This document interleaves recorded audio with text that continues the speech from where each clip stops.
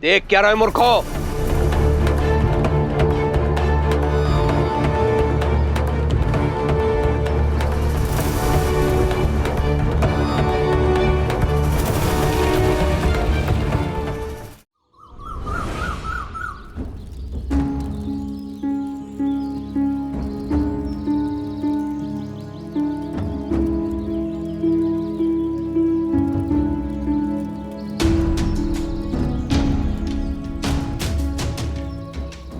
प्रणाम साईं। राम जी भला करें। तबीयत तो ठीक है ना रेहाना? हाँ साईं, मैं बिल्कुल ठीक हूँ। मैं तो यहाँ अपनी ननद सबा के लिए आई हूँ। बैठो सुबह, बताओ क्या बात है? साईं, ये देखिए।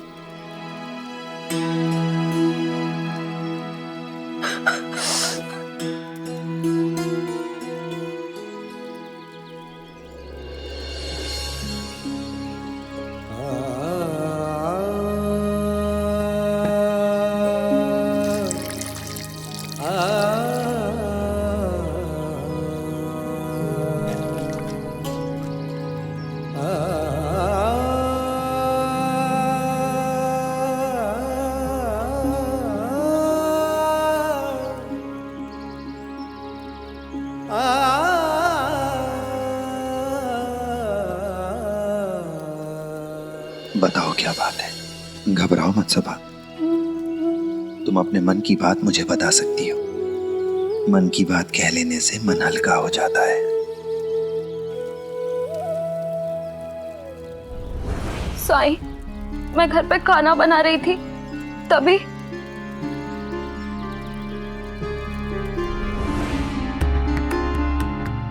सबा, थोड़ी और दाल देना। जी अभी लाई।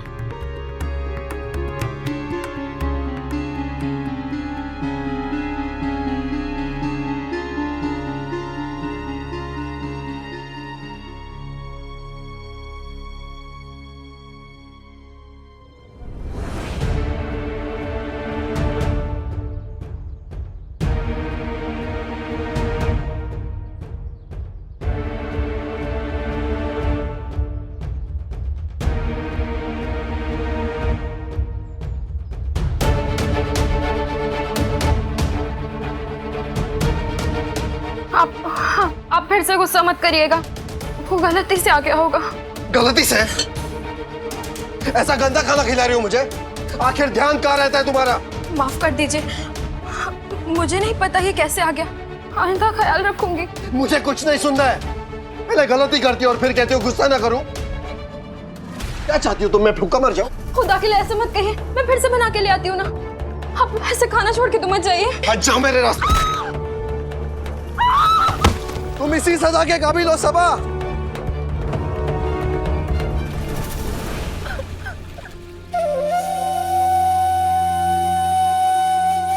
ये कोई सलीका है भला?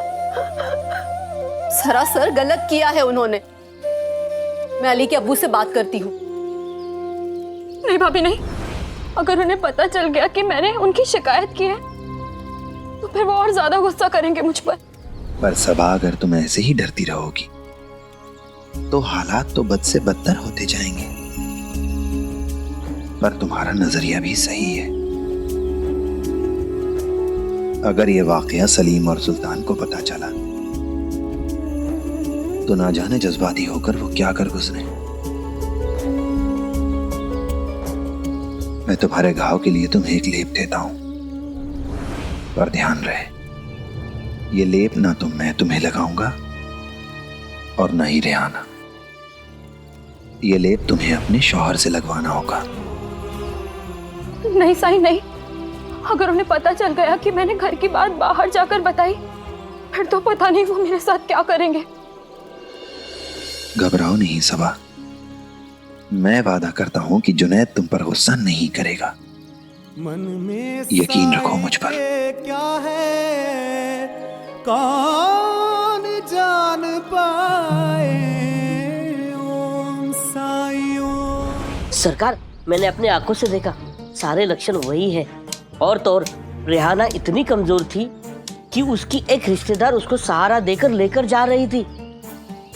और पता है वो कहाँ गई? उस फकीर के पास। हरिओम हरिओम, यही अवसर है जिसकी मुझे प्रतीक्षा थी। सरकार, आप कहे तो उसे अभी घसीट के लेके आता हूँ। नहीं, गई है तो जाने दो उस पखंडी के पास। लेकिन सरकार। पालखी निकालो। जी सरकार।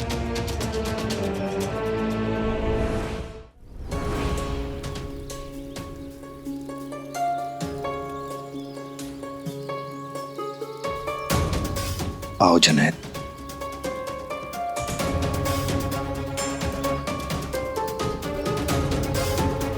तुम यहाँ क्या कर रही हो?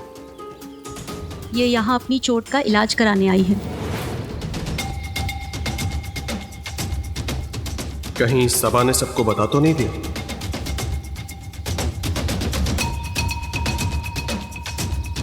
ऐसा कौन सा गहरा जख्म हो गया जो इलाज के लिए साईं के पास चली आई? अब क्या बताऊं रेहाना भाभी, हमेशा इसे कहता हूं थोड़ी सावधानी से रहो, लेकिन ये मेरी हर बात को हवा में उड़ा देती है।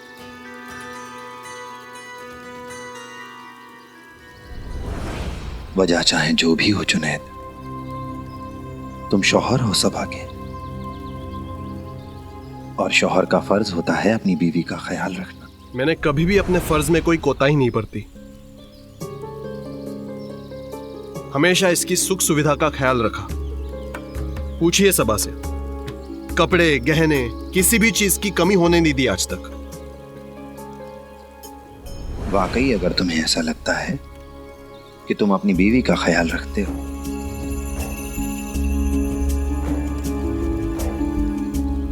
तो ये जो लेप मैंने बनाया है, इसे तुम अपने हाथों से सबा के माथे पर लगाओ।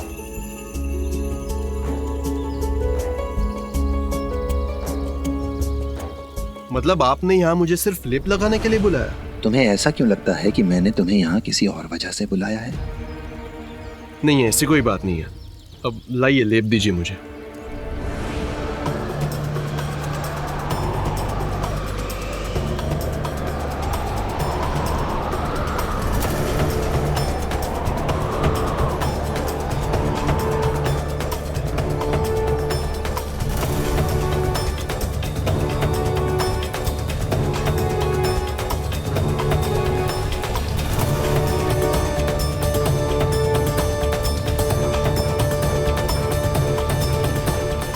जुनैद,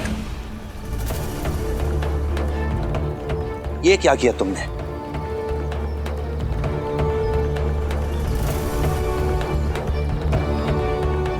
मैंने इतनी मेहनत से ये लेप बनाया था और तुमने इसमें धूल गिरा दी।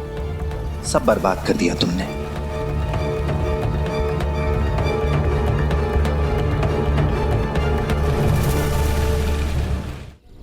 साईं, मैंने जानबूझकर कुछ नहीं किया। वो तो हवा चली और इसमें थोड़ी धूल गिर गई। ये सब तुम्हारी लापरवाही की वजह से हुआ है, बस। इतनी बड़ी गलती कर दी तुमने। अब बताओ कौन ठीक करेगा इसे? साईं, आप गुस्सा मत कीजिए। यहाँ जो भी हुआ वो हवा चलने की वजह से हुआ, और हवा पर तो किसी का भी बस नहीं होता ना। बस जुनैद, मैं कुछ सुनना नहीं चाहता हूं। एक तो गलती करते हो, ऊपर से कहते हो गुस्सा ना करो। आखिर ध्यान कहां रहता है तुम्हारा?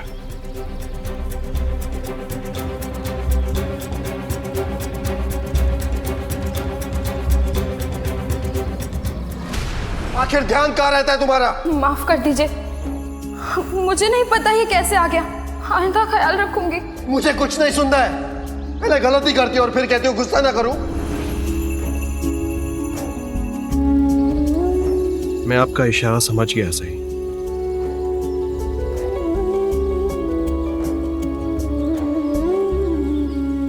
सबा को धक्का देकर मैंने बहुत बड़ी गलती की, लेकिन साई, जब मैं काम पर जाता हूं और वहां मुझसे कोई गलती होती है, तब मेरा मालिक भी मुझ पर चिल्लाता है। सबा की एक गलती पर अगर मुझे गुस्सा आया तो क्या ये वाकई इतना गलत है? मेरा इरादा तो सिर्फ यही था कि सबा आइंदा से थोड़ी सावधान रहे और सतर्क रहे। खैर जाने दीजिए। आप ये बताइए, गांव में इतनी बीमारी फैल रही है, अगर ये ऐसे खाना बनाएगी तो खुद भी बीमार होगी और मुझे भी कर देगी। तो क्या इसे सिखाने के लिए गुस्सा करना गलत है? आप सबा से पूछिए, जब ये कोई गलती नहीं करती तो क्या मैं उससे गलत व्यवहार करता हूं? चोट पहुंचाने के लिए मैं उससे माफी मांगता हूं। मुझे पता है वो मेरी गलती थी, लेकिन गलती नहीं, गुनाह था। तुम्हारे खाने में एक बाल क्या निकल आया? तुम्हें इतना गुस्सा आ गया कि अपनी बीवी को धक्का दे दिया तुमने। जुनैद, गुस्सा हमारी कमजोरी है और इस कमजोरी पर काबू पाना ही होगा। परिवार को प्यार से, उनकी गलतियों को माफ करके, नजरअंदाज करके, उन्हें प्रोत्साहित करके इकट्ठा रखा जाता है। अगर गुस्सा करोगे तो परिवार को खोने के अलावा कुछ नहीं पाओगे तुम। जुनैद, आज तुम्हारी बीवी तुमसे डर रही है, कल भविष्य में तुम्हारे बच्चे तुमसे डरेंगे। क्या तुम चाहते हो तुम्हारा परिवार तुमसे प्रेम के बजाय तुमसे खौफजदा रहे? क्या तुम्हारा गुस्सा इतना कीमती है कि अपने परिवार को खो दो? कुर्बानी दे दो अपने परिवार की। ऐसे ही बार बार छोटी छोटी बातों पर गुस्सा करने से हम हंसता खेलता परिवार खो देते हैं।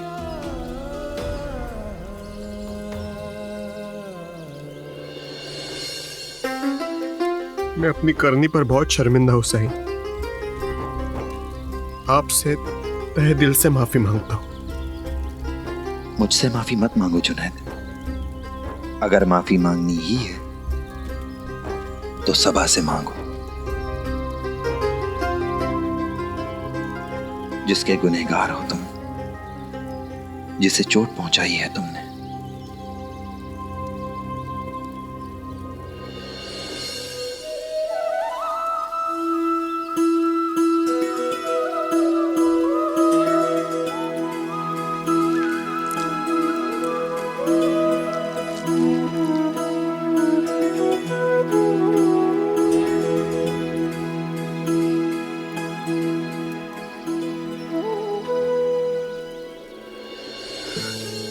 मैंने एक बार भी पीछे मुड़कर नहीं देखा तुम्हें कहां चोट लगी। तुम्हारी चीख सुनने के बाद भी नहीं पलटा। सबा, क्या तुम मुझे माफ कर सकती हो? मैं वादा करता हूं तुमसे, आइंदा ऐसा कोई काम नहीं करूंगा जिससे तुम्हारा दिल दुखे।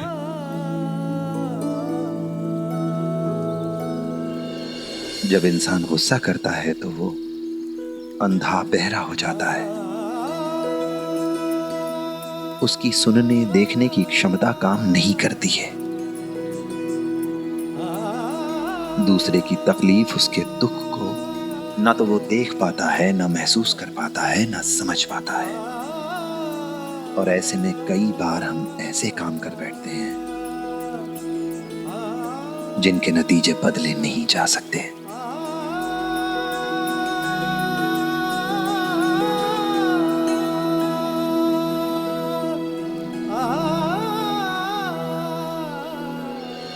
ये लीजिए साईं।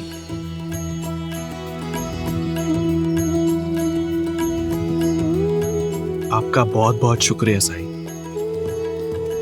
मुझे राह दिखाने के लिए, एक अच्छा सबक सिखाने के लिए।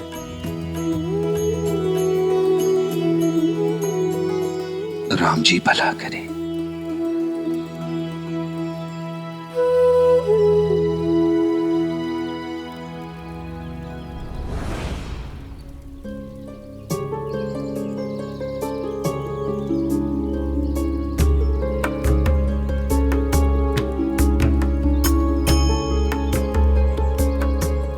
रेहाना, तुम कुछ कमजोर लग रही हो।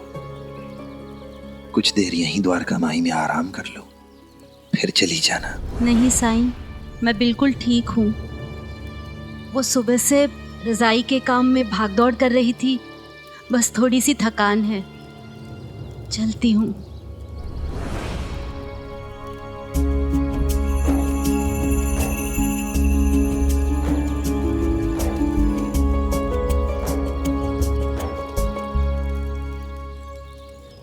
पानी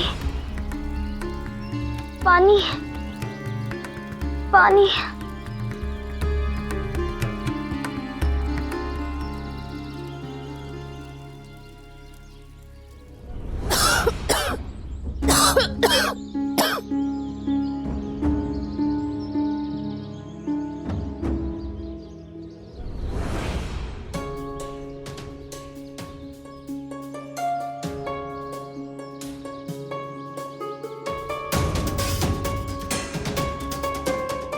रिहाना,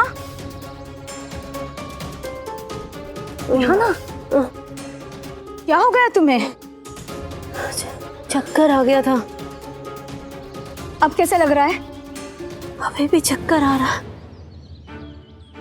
साईं ने सही कहा था कि थोड़ी देर द्वारका माई में रुककर आराम कर लूं।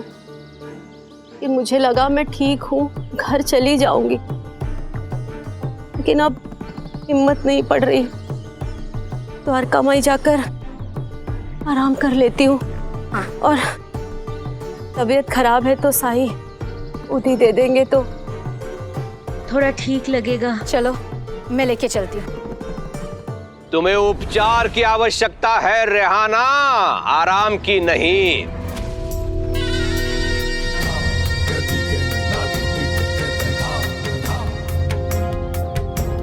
और उस बैरागी के राख की तो बिल्कुल भी नहीं।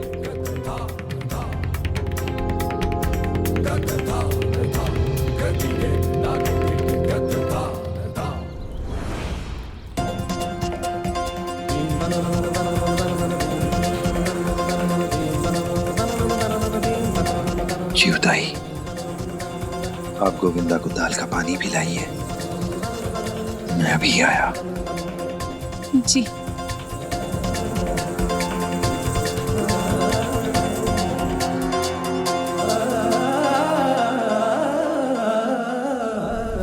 क्या तुम्हें ज्वर है, बुखार है? हाँ, इसका शरीर गर्म लोहे की तरह जल रहा है, लेकिन साई की उदी चुप बैठो। क्या सिर दुख रहा है? बहुत प्यास लग रही है? पेट में मुरड़े पड़ रहे, मतली हो रही है, मतलब उल्टी करने की भावना? कैसे पता ये सब? क्योंकि तुम महामारी से पीड़ित है, जैसे गोविंदा पीड़ित है। मूर्ख स्त्री।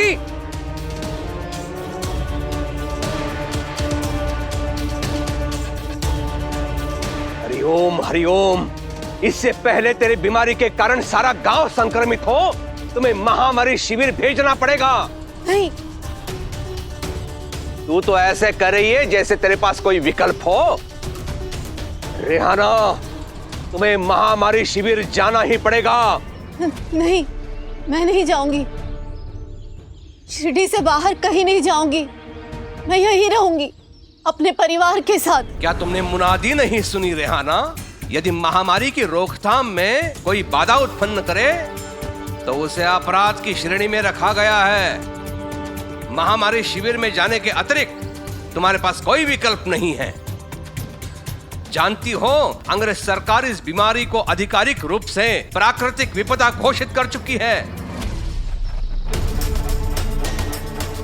सुन रही हो ना? मेरे लिए साईं से बढ़कर कोई सरकार नहीं।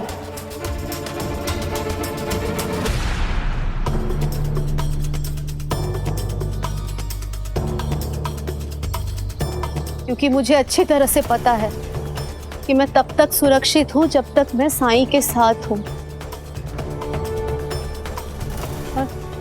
अगर मैं बीमार हूं तो साईं मेरा इलाज करेंगे।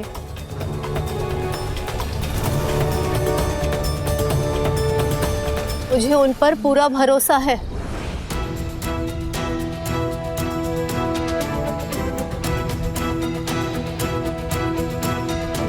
साईं, देखिए ना, ये लोग मुझे जबरदस्ती शिरडी से बाहर निकालना चाहते हैं। कुछ नहीं होगा तुम्हें। तुम्हारी मर्जी के खिलाफ कोई तुम्हें शिरडी से बाहर नहीं निकाल सकता।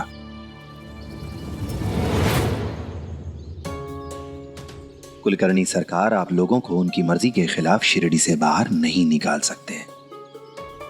ये गलत है और मैं ऐसा आपको नहीं करने दूंगा। देख क्या रहे मूर्खो, ले जाओ इसे।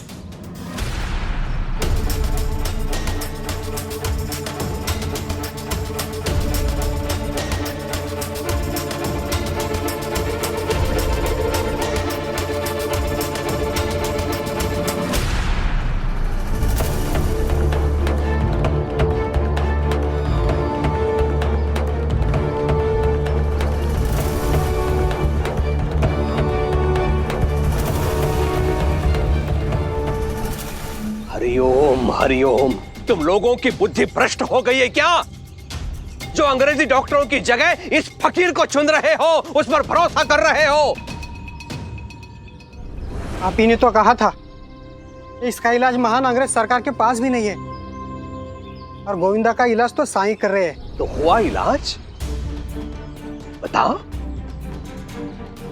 कहाँ है गोविंदा? दिखाई क्यों नहीं दे रहा है? न खेलता कूदता, न उठता बैठता, कहां है गोविंदा? इसका अर्थ यह है कि गोविंदा अभी भी खंडहर में और अस्वस्थ है। अगर ये तुम्हारा बैरागी सब कुछ कर सकता है तो अब तक गोविंदा ठीक क्यों नहीं हुआ? पहला रोगी ठीक भी नहीं हुआ और दूसरा रोगी सामने आ गया। कहां गई तुम्हारे बैरागी की शक्ति?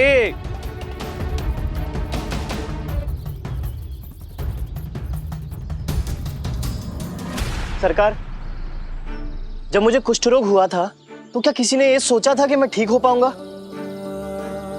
नहीं, बल्कि पूरा गांव मेरे खिलाफ हो गया था।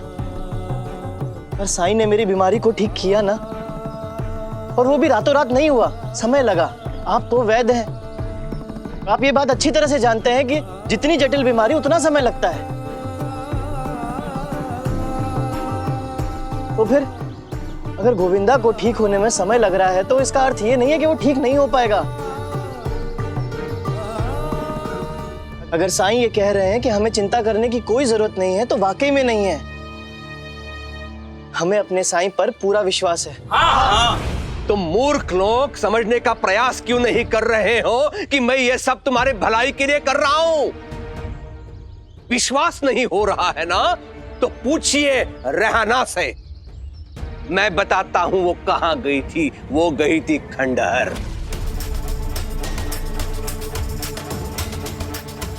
जहां महामारी से पीड़ित गोविंदा है।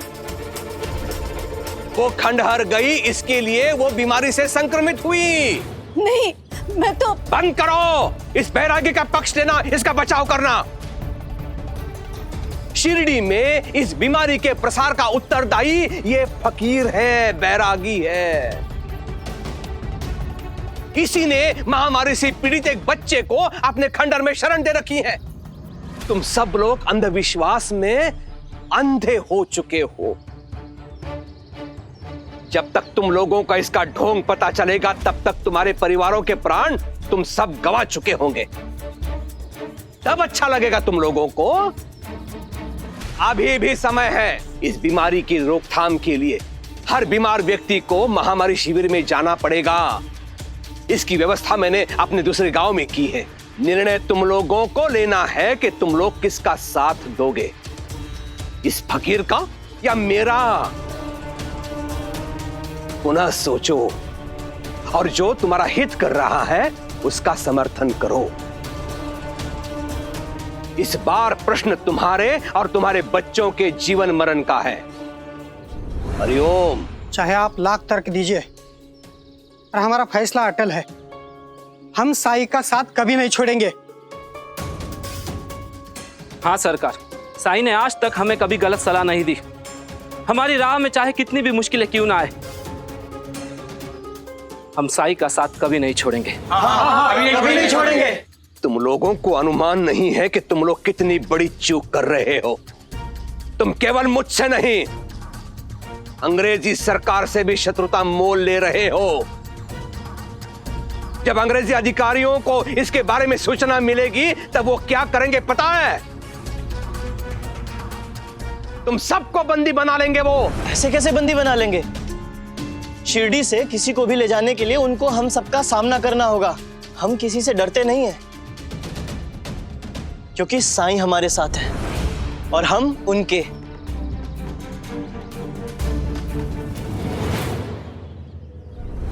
मैं तो आपके लिए बहुत चिंतित हूँ सरकार।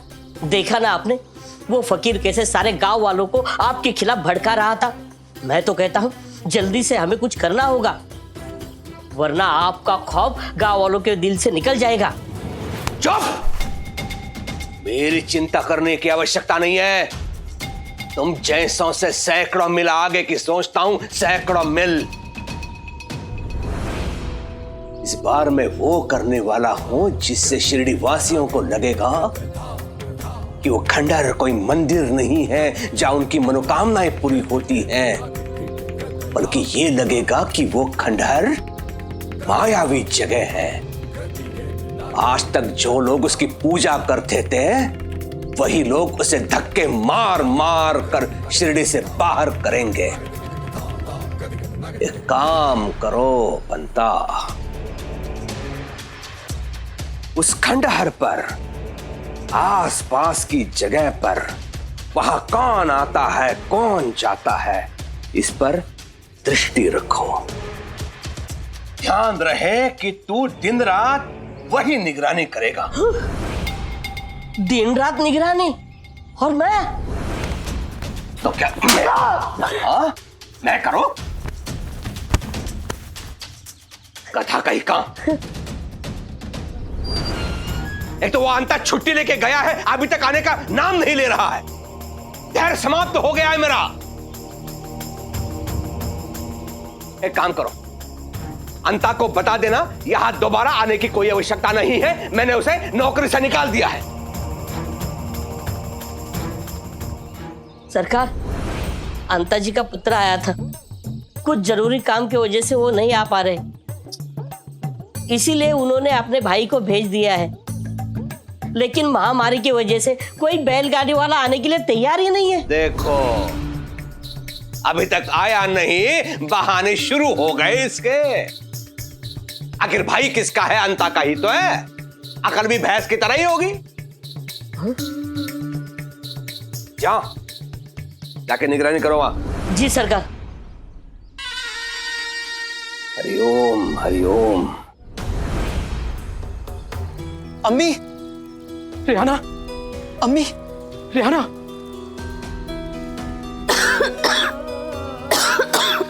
साईं, क्या हो गया अम्मी को? ठीक तो हो जाएगी ना? वो लोग कह रहे थे कि महामारी वाली बीमारी। साईं, क्या ये बात सच है कि सरकार अम्मी को महामारी शिविर में भेजना चाहते थे? घबराओ नहीं अली, कुछ नहीं होगा तुम्हारी अम्मी को। जरूरत बस इतनी है कि मुसीबत की इस घड़ी में, इस बीमारी में उसका परिवार, रेहाना का परिवार उसका साथ दे। रेहाना ने एक मां और एक पत्नी होने का फर्ज बखूबी निभाया है। अब आप लोगों की बारी है कि आप अपना फर्ज निभाएं, सेवा करें रेहाना की। साईं, आप चिंता मत कीजिए, हम रेहाना का पूरी तरह से ख्याल रखेंगे। जी साईं, हम सब अम्बी के पास ही रहेंगे। मुझे आप लोगों से यही उम्मीद थी।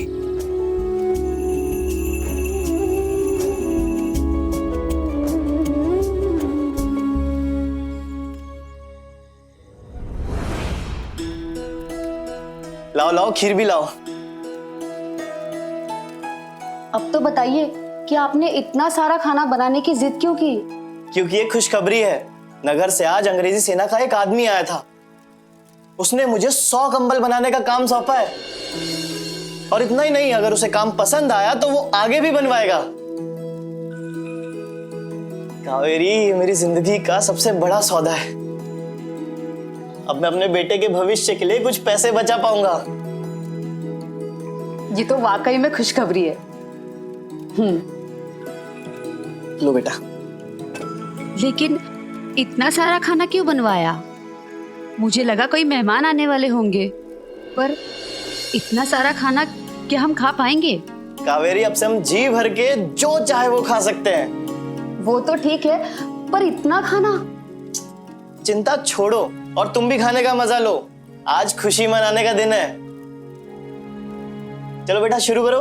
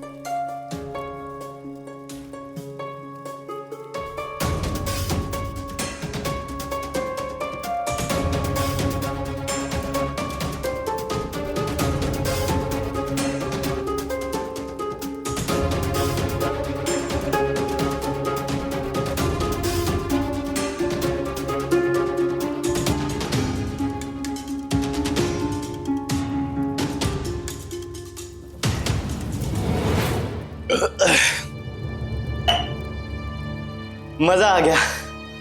चलो अब सोते हैं, मुझे बहुत सारा काम है कल।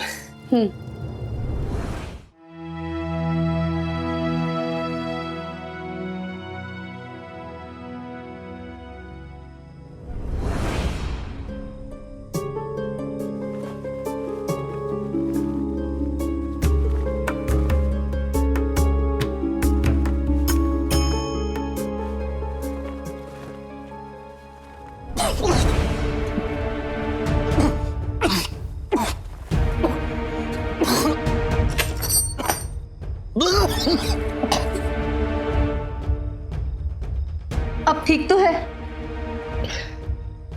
बहुत बेचैनी हो रही है, चक्कर भी आ रहे हैं। हे भगवान, चक्कर भी आ रहे हैं। एक तो गांव में ऐसे ही महामारी की मारामारी चल रही है। नहीं नहीं, मुझे कुछ नहीं हुआ, ठीक हो जाऊंगा मैं।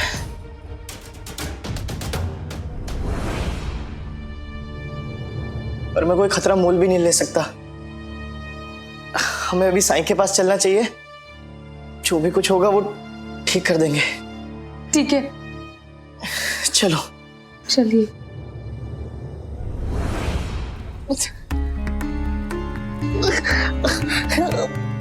साई, देखिए ना इन्हें क्या हो गया है। कहीं इन्हें भी रिहाना और गोविंदा की तरह। साईं, क्या हुआ? आप इतना गंभीर क्यों हो गए? क्या मुझे भी वो महामारी वाली बीमारी लग गई? साईं, मुझे ठीक कर दीजिए। नहीं राणो जी, तुम्हारी समस्या और भी बड़ी है राणो जी। रेहाना और गोविंदा की समस्या से भी बड़ी।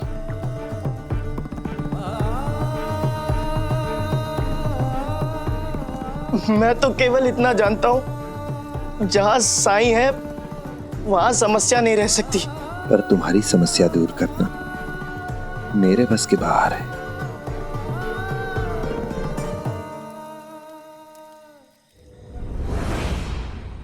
हरिओम। बल्लो, तुम लोगों को यहाँ पे क्यों बुलाया है ये जानते हो ना? इस बार माफ कर दीजिए सरकार, हम आपका सारा कर्ज चुका देंगे। अभी हम लोगों के पास पैसा नहीं है सरकार। मेरे कान पक गए हैं ये सुन सुन के, किंतु अब नहीं। मैंने निर्णय ले लिया है, ये रात खत्म होने तक अगर तुम लोगों ने मेरा ऋण नहीं चुकाया तो मैं तुम लोगों को थाने ले चलूंगा। रहम सरकार। सरकार आप जैसा कहेंगे वैसा हम करेंगे सरकार। बस हमें थाने मत ले जाइए सरकार।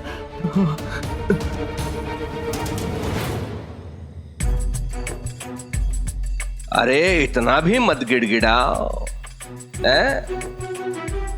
इतना गिड़गिड़ाने से पत्थर को भी दया आ जाएगी। अरे मैं तो इंसान हूं। लेकिन क्या कहा तुमने? आप जो कहेंगे वो करेंगे सरकार। हाँ, यदि तुम लोगों ने अपने मुंह से स्वयं ये कह दिया है कि तुम वो करोगे जो मैं कहूंगा तो ठीक है। मेरा एक काम करो। जी जी सरकार।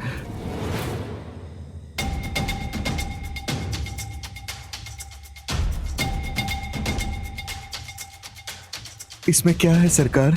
यह औषधि है। सामान्यतः औषधि से आदमी ठीक हो जाता है, लेकिन इस औषधि का सेवन करने से आदमी बीमार पड़ जाता है। इसे किसे देना है, कैसे देना है, वो तुम्हें कल ज्ञात हो जाएगा। लेकिन सुनो, यदि तुम लोग इस काम में सफल हुए तो मैं तुम लोगों को अपने ऋण से मुक्त कर दूंगा।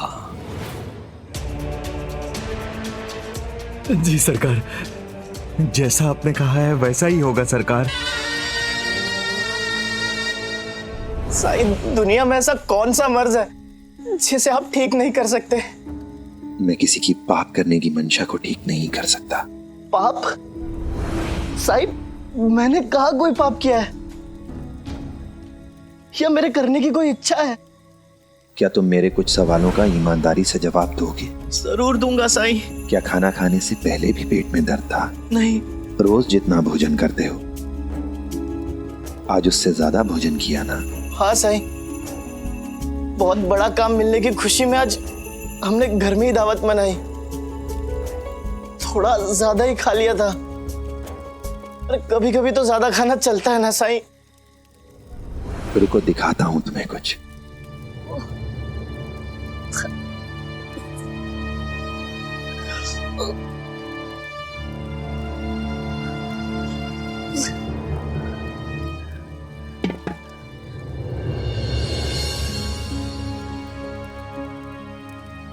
मान लो ये बर्तन तुम्हारा पेट है और ये चावल भोजन।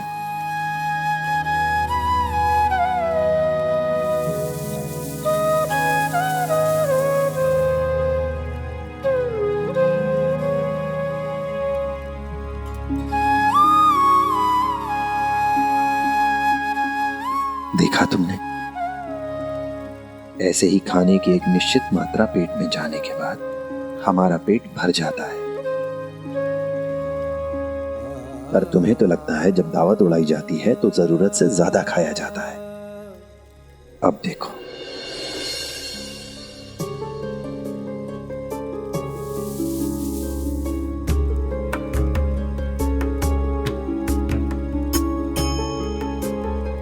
देखा तुमने? क्या समझ में आया? साईं, चावल, मेरा मतलब खाना बाहर गिर गया। हमारा पेट एक निश्चित मात्रा में ही भोजन अंदर रख सकता है। हमारे पेट को यह समझ में नहीं आता कि आज कोई विशेष अवसर है या कोई दावत है, तो वो खुद का आकार बढ़ा ले, जादुई रूप से अपने आकार में विस्तार कर ले। ये हमें ही सुनिश्चित करना होता है कि हम जरूरत से ज्यादा ना खाएं। अगर हम ऐसा करेंगे तो फिर खाना खुद ब खुद बाहर आ जाएगा, जैसे तुमने उल्टी की। मैं समझ गया साईं, मुझे जरूरत से ज्यादा नहीं खाना चाहिए था, मुझसे गलती हुई है। लेकिन साईं, इसे आप पाप मानते हैं, इसका क्या कारण है? अति सर्वत्र वर्जय। किसी भी चीज की अति अच्छी नहीं होती है। जरूरत से ज्यादा खाकर हम ईश्वर के दिए इस शरीर का अपमान कर रहे हैं। उल्टी होने का मतलब तुम्हारा शरीर तुम्हें संकेत दे रहा है। अपने शरीर की चेतावनी को समझो, वरना परिणाम और भी गंभीर हो सकते हैं। और उससे भी महत्वपूर्ण ये कि इस संसार में बहुत से लोग भूख से मर रहे हैं। अगर हम सब केवल उतना ही खाएं जितनी हमारे शरीर की आवश्यकता हो, तो बहुत से भूखे लोगों को खाना मिल सकता है। क्योंकि बहुत सा खाना बच जाएगा, उनके प्राण बच जाएंगे। मुझे माफ कर दीजिए साईं, अति तो हुई है मुझसे, लेकिन साईं क्या सच में आप इस बार मेरा इलाज नहीं कर सकते? राणा जी, मैं तुम्हारे पेट के दर्द, तुम्हारी बेचैनी का इलाज तो कर सकता हूँ, लेकिन अपनी अधिक खाना खाने की आदत से छुटकारा तुम्हें खुद ही पाना होगा। अपनी इस आदत को तुम ही ठीक कर सकते हो, खुद से वादा करके कि आज से तुम स्वच्छ और पौष्टिक भोजन ही खाओगे, और उतना ही खाओगे जितना तुम्हारे शरीर के लिए आवश्यक है। अगर आज तुमने अपनी आदत में सुधार किया तो कल तुम्हें यह तकलीफ कभी नहीं होगी। रुको,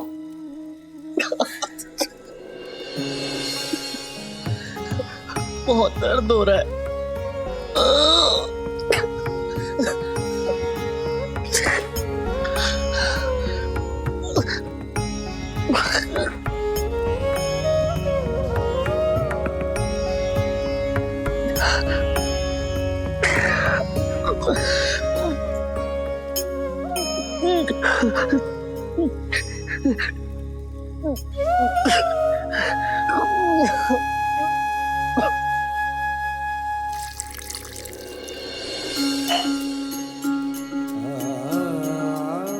ये लो राणा जी।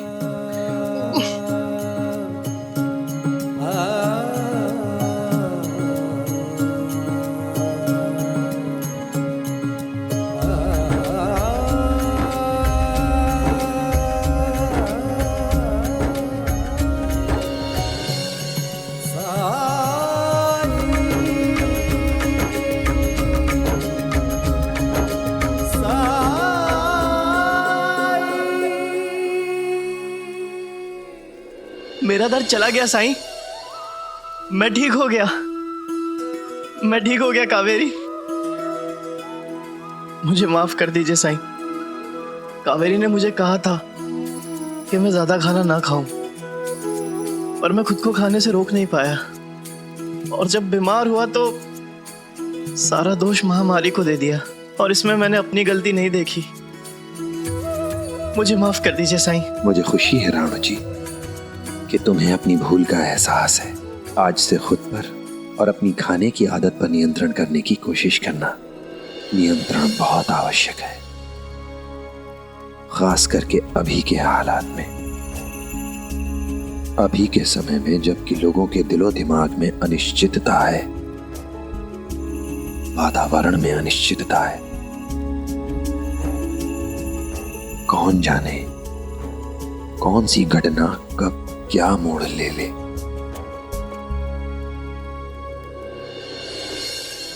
ठीक है साईं, चलता हूं। राम जी भला करें।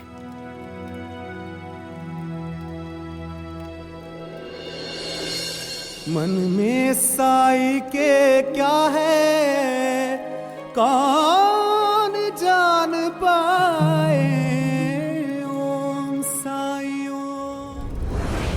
ये आगे जाकर देखो अंदर क्या हो रहा है। रानू जी जब अंदर गया था तो वो बीमार था। मैं भी देखता हूँ पंडित जी। रुको,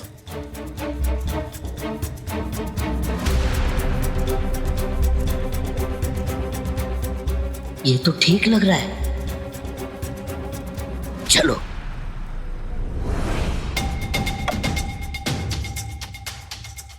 ए रानू जी, इतनी देर तक अंदर क्या कर रहे थे? मैं कहीं भी आ जाऊं, आपको इससे क्या मतलब? आप अपने काम से काम रखिए। बहुत चर्बी चढ़ गई है ना तुझे, अब देख तेरा क्या हाल होता है।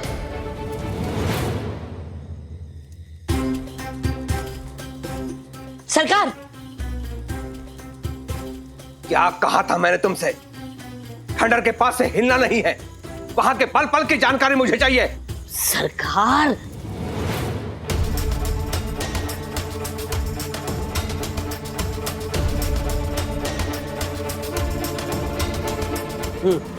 वर्षों के बाद तुमने शुभ समाचार दिया है पंता। चाल तो बहुत पहले सोच ली थी मैंने, बस अब मोहरा मिल गया। हरिओम।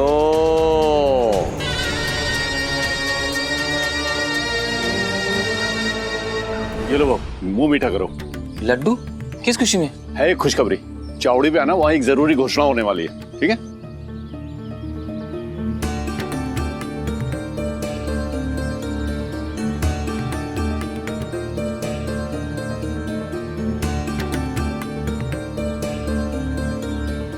अरे बल्लू, तुम यह शिरडी में कैसे आना हुआ? और ये मिठाई क्यों बांट रहे हो भाई? अरे भाई, है कुछ खुश खबर। आप तो एक काम करो, ये लड्डू खाओ, है ना? चावड़ी पे आइएगा, सबको बताऊंगा एक साथ। ठीक है।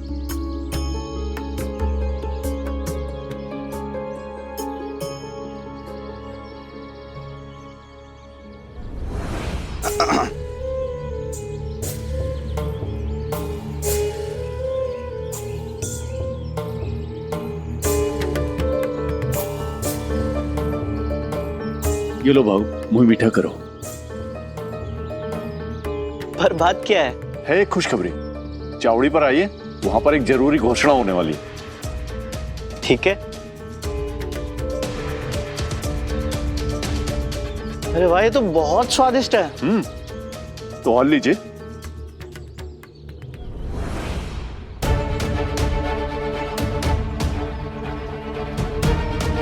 चावड़ी पर जरूर आइएगा।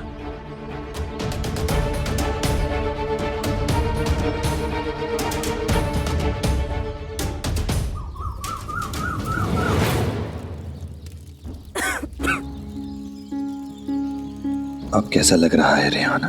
अब कुछ बेहतर है साईं। ये लो।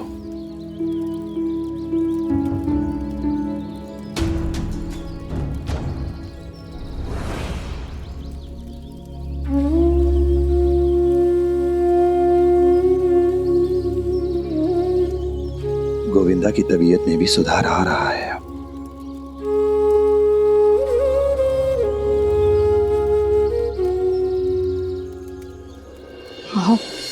हमारी वजह से साईं को ढेर सारा काम करना पड़ रहा है, ऊपर से दो मरीजों की देखभाल और हमारी चिंता अलग।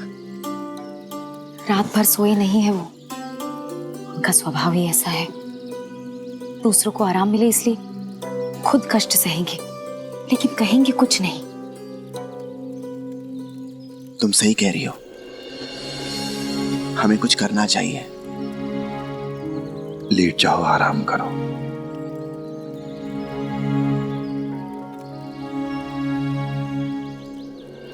साईं, गोविंदा की तबीयत में अब सुधार आ रहा है, तो उसे घर ले जाते हैं, वही उसकी देखभाल कर लेंगे।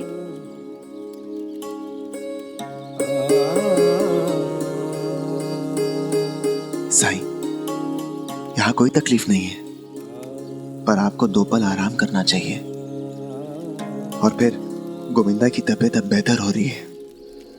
द्वारका माई सभी की है, यहाँ कोई किसी पर बोझ नहीं है। और आप लोग भी जब यहाँ आते हैं तो अपनी क्षमता अनुसार मदद करते हैं, सेवा करते ही हैं ना। पर इस समय मुद्दा ये नहीं है। इस समय मुद्दा है, इस समय सवाल है रेहाना और गोविंदा के स्वास्थ्य का। हाँ, ये बात सच है कि गोविंदा की सेहत में सुधार हुआ है, पर पूरी तरह से स्वस्थ होने में अभी उसे थोड़ा समय लगेगा। ये बीमारी ऐसी है कि इतनी आसानी से नहीं जाती। रोगी के शरीर में गहरी जड़ें जमा लेती है ये, और बीमारी की इन गहरी जड़ों को जड़ से हटाने में थोड़ा समय तो लगेगा ना। सबूरी रखिए, जैसा आप कहें। जियो आत्या, सलीम काका, आप लोग सब अब घर जाइए और नहा धो कर आइए। तब तक मैं साईं के साथ गोविंदा और रेहाना काकी की देखभाल करूंगी। हाँ, ये सही रहेगा।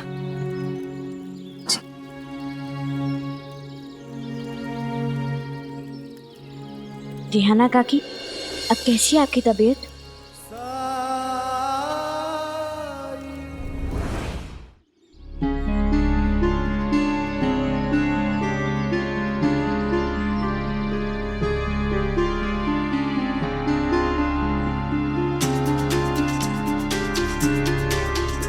क्या हो रहा है वहां? कहीं महामारी को लेकर सरकार ने नया फरमान तो जारी नहीं कर दिया? चलिए चलकर देखते हैं।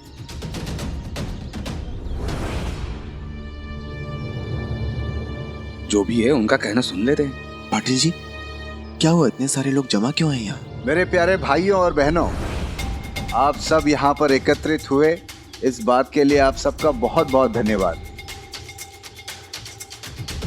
हम सब आप सबके साथ एक खुशखबरी साझा करने के लिए आए हैं। दरअसल 10 दिन पहले जब हम सब नगर से वापस लौट रहे थे तो हमारी तबीयत अचानक खराब हो गई। जब हमारी जांच हुई तो हमें पता चला कि हम महामारी से पीड़ित हैं। लेकिन आप तीनों तो भले चंगे दिख रहे हैं। अरे भाई, यही तो खुशखबरी है। दरअसल हम सब बेहद चिंतित थे, मगर शुक्र है कुलकर्णी सरकार का, वो हमारे भी गांव के मुखिया है ना। आप सब तो जानते ही हैं कि वो कितने सख्त हैं। हमारे विरोध के बावजूद उन्होंने जबरदस्ती हमें महामारी शिविर में भेज दिया।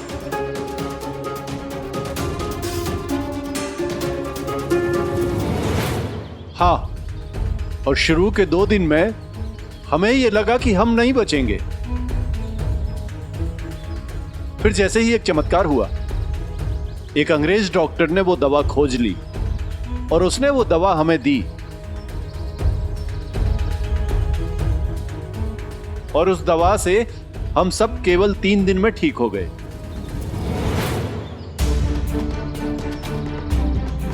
लेकिन क्या आपको पक्का यकीन है? क्योंकि कुलकर्णी सरकार ने खुद कहा है कि महामारी का कोई इलाज नहीं है, ना उनके पास ना अंग्रेज सरकार के पास। हाँ, लेकिन अब ये पुरानी बात हो गई।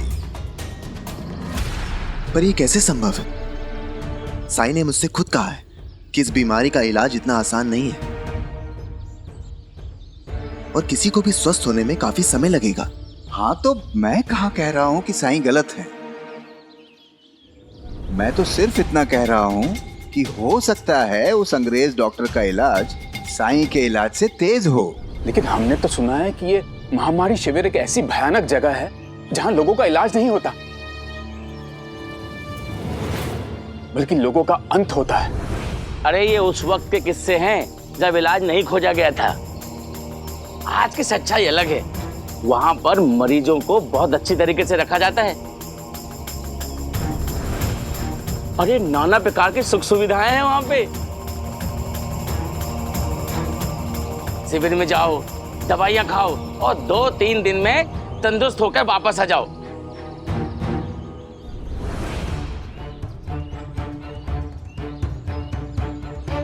हमें तो नया जीवन मिला है, इसीलिए गांव-गांव जाके मिठाइयां बांट रहे हैं। अरे जश्न मना रहे हैं, जश्न।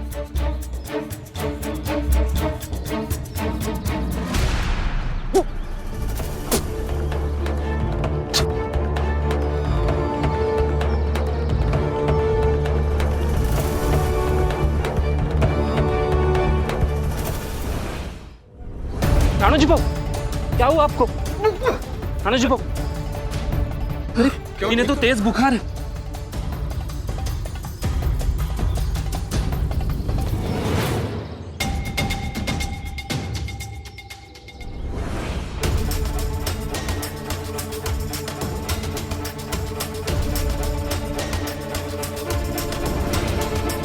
पानी, कोई पानी लाओ जल्दी। हे भगवान, इसके तो सारे लक्षण महामारी वाले हैं। लेकिन कल तक तो ठीक ठाक थे। पानी पीजिए। इन्हें महामारी वाली बीमारी नहीं लगी है। क्या आपने फिर जरूरत से ज्यादा मात्रा में कुछ खाया? नहीं, इन्हें महामारी वाली बीमारी छू भी नहीं सकती, क्योंकि जैसे साई ने हम सबको बताया है वैसे मैं अपने घर की अच्छे से सफाई रखती हूँ, सबको पीने के लिए उबाला हुआ पानी भी देती हूँ, तो फिर इन्हें कैसे पकड़ सकती है महामारी? हाँ, बीती रात को ज्यादा खाने की वजह से इन्हें उल्टी हुई थी और हम तभी इन्हें साई के पास लेकर गए थे। क्या कहा तुमने? कल रात को राणो जी को लेकर तुम कहाँ गई थी? उस खंडर में ना। हाँ लेकिन। अरे क्या लेकिन? वो बैरागी उसी खंडर में तो महामारी के मरीजों को रखे हुए। क्या फायदा घर में साफ सफाई रखने का? अरे कोई भी स्वस्थ व्यक्ति अगर रोगियों के पास जाएगा तो उसे तो बीमारी लगेगी ही। पता है ना, ये महामारी छुआछूत वाली बीमारी है। हाँ सेठ जी बिल्कुल ठीक कह रहे हैं। अच्छा, अगर ऐसा है तो मुझे क्यों नहीं लगी ये बीमारी? क्योंकि ये बीमारी सबसे पहले उन्हीं लोगों को शिकार बनाती है जो शारीरिक रूप से कमजोर होते हैं। और वह नहीं, आप ही ने अभी कहा था ना कि इनकी तबीयत रात में खराब हो गई थी, तो आप इन्हें साई के पास लेके गई थी। इसका मतलब साफ है कि ये शारीरिक रूप से कमजोर थे, इसलिए इनको बीमारी लगी, आपको नहीं। ये कैसी बात कर रहे हैं आप? यदि वाकई ऐसा होता तो साई खुद किसी को भी द्वारका माई आने से मना कर देते। कुछ भी पहली बार ही घटित होता है पाटिल जी। और अब तो हमारे सामने सबूत है। एक तरफ अपने गांव का वो फकीर जो अभी तक किसी को पूरी तरह ठीक करने में कामयाब नहीं हुआ है, और दूसरी तरफ ये तीन जो अपने ठीक होने की कहानियां सुना रहे हैं। इसका मतलब यह है कि महामारी शिविर में जाना रोगियों के हित में है, उनके लिए फायदेमंद है। फिर साईं क्यों रोक रहे हैं लोगों को वहां जाने से?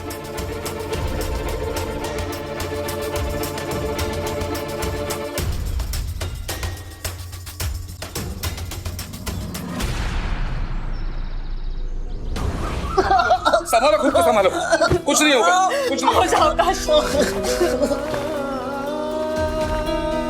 कावेरी, चिंता मत करो। साईं जंगल से लकड़ियां लाने गया है, बस कुछ ही देर में लौटेगा। उसके आते ही रानू जी को उसके पास ले जाएंगे, सब ठीक हो जाएगा। लेकिन भाई साहब का आपने सुना ना, उन तीन लोगों ने क्या कहा? अगर शिविर में जाकर रहने से मात्र 3 दिनों में महामारी का रोग ठीक हो जाता है, तो क्या रानू जी को वहां भेजना बेहतर नहीं होगा?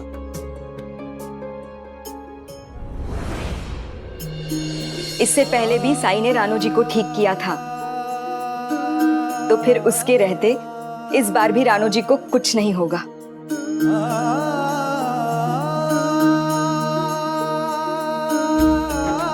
कावेरी, श्रद्धा और सबूरी।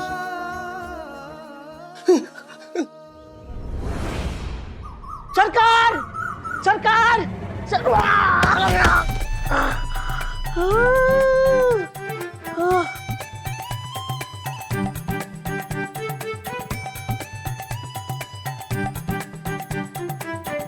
आप पंता जी हो ना? हाँ, और आप? मैं संता। अंता जी है ना, उनका छोटा भाई संता।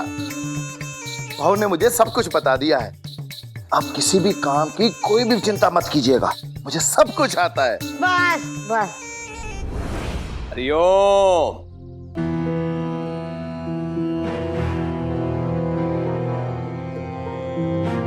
क्या समाचार है पंता? गांव वाले मानते हैं कि रानू जी को महामारी हुई है, लेकिन अभी भी उन्होंने उसे महामारी शिविर भेजा नहीं है।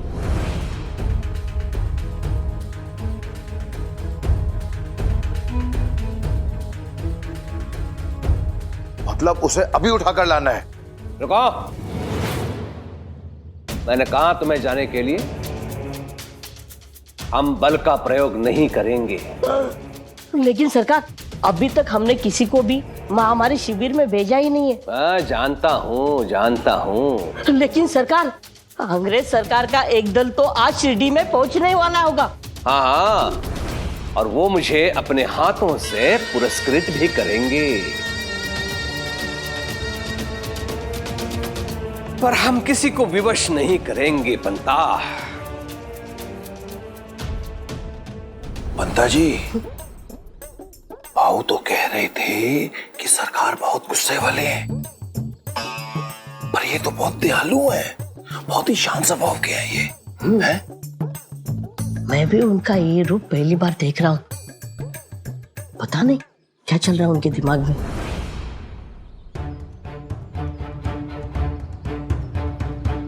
लेकिन सरकार, रानू जी को दी गई दवाई का असर कुछ समय तक ही रह सकता है, तब तक हमें कुछ करना होगा।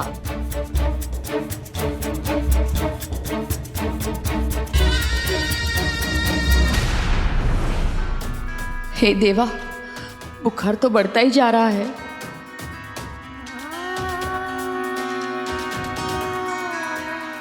बाइजा अक्का ने कहा था कि जैसे ही साई लौटेंगे वैसे ही हम साई के पास चलेंगे। ना बाइजा अक्का का पता है ना साई का। कहाँ रह गए वो?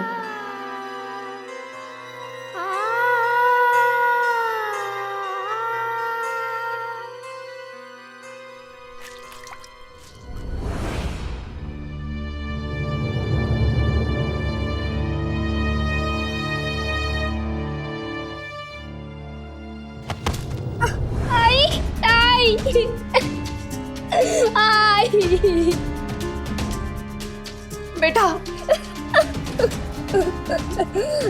क्या हुआ? संभाल के, संभाल के, संभाल के। साई, साई, साई।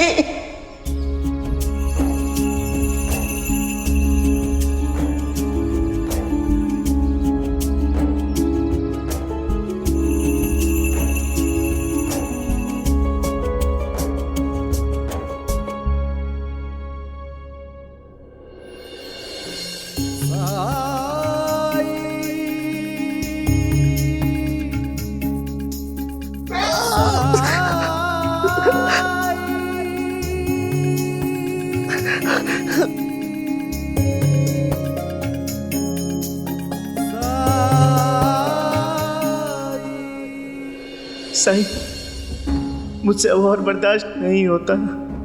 मेरी मदद कीजिए, मेरा इलाज कीजिए।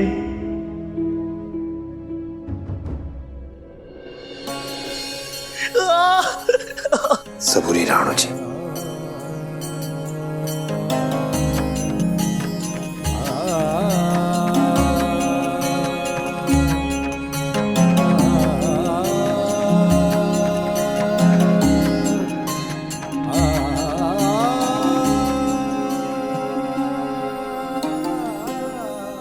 राणू जी, मालिक कुछ खास बंदों को चुनता है, माध्यम बनाता है, दूसरे लोगों के उद्धार के लिए, उनकी मदद के लिए। और उनमें से एक खास इंसान आप हैं, इसलिए घबराइए मत। मेरी बात ध्यान से सुनिए। अभी कठिनाइयां और बढ़ेंगी, मुश्किलें और बढ़ेंगी, परंतु अंत बेहतर होगा, न सिर्फ आपके लिए बल्कि पूरे शिरडी वासियों के लिए। इसलिए अस्थाई दर्द से घबराइए मत, अंत भला होगा। साईं, अगर आप मेरे साथ हैं तो मैं हर मुश्किल से लड़ सकता हूं। बस मेरा साथ नहीं छोड़िएगा। लेकिन जो कुछ भी हो रहा है वो मालिक की मर्जी है। हो सकता है इसके लिए आपको मुझसे दूर जाना पड़े, पर आपको यह विश्वास बनाए रखना होगा कि मैं हमेशा आपके साथ हूं। साईं, अगर मेरे दर्द के पीछे कोई बड़ा उद्देश्य है तो मैं खुशी खुशी सह लूंगा। बस मुझे आपका आशीर्वाद चाहिए। राम जी भला करें।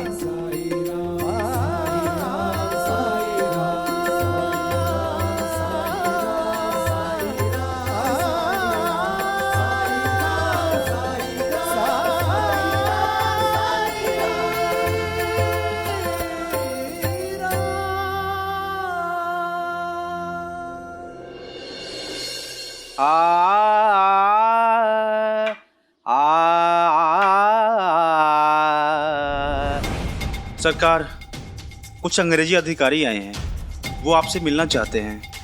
बोल रहे थे गांव की जांच करनी है। जांच? सरकार, समय नहीं है अब। उन लोगों को थोड़ी देर उलझा कर रखो। सरकार, हम अब भी जाते हैं, उन तीनों को उठाकर महामारी शिविर में फेंक के आते हैं। इसकी कोई आवश्यकता नहीं है पंता। चलो हम अतिथियों का स्वागत करते हैं। हरिओम।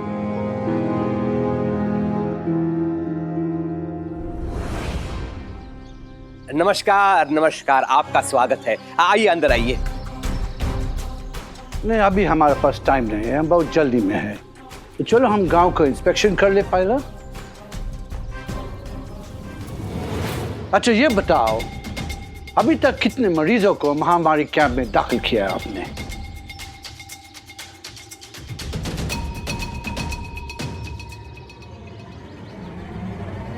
एक भी नहीं।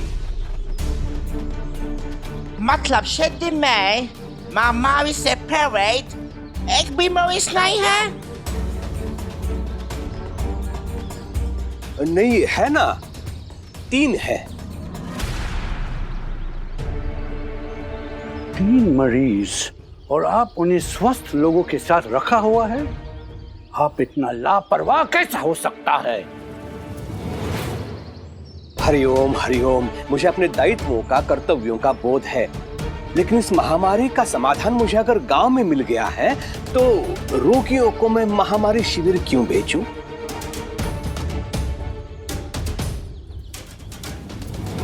मतलब आपके पास इसका इलाज है?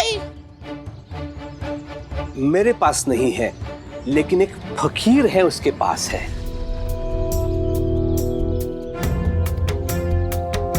हाँ, फकीर, वो एक जादुई मायावी फकीर है, और इससे पहले भी उसने असाध्य रोगों को ठीक किया है, और इस बार भी महामारी को ठीक करने का बीड़ा उठाया है उसने। This is impossible! ऐसा आदमी के ऊपर कैसा भरोसा कर सकता है? कौन है ये आदमी? पास के खंडर में रहता है, आप स्वयं चलकर देख लीजिए।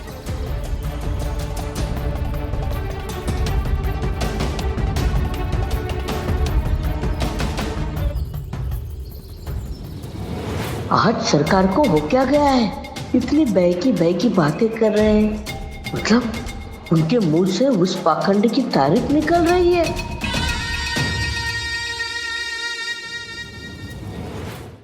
धार्मिक वीडियो सबसे पहले देखने के लिए हमारे चैनल को सब्सक्राइब करें और बेल आइकन दबाएं।